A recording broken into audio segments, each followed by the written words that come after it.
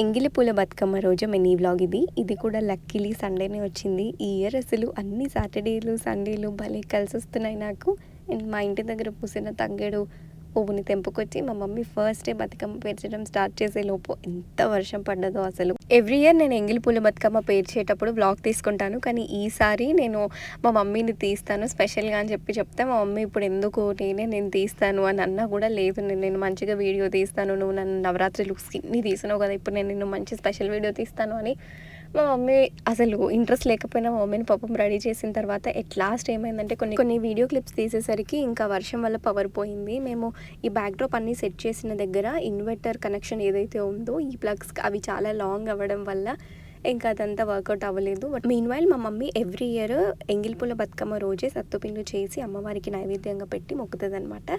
ఎంగిలిపూల బతుకమ్మ అయితే ఇలా జరిగింది. I'm very much excited for Saddula Bathukamma. Thank you for watching.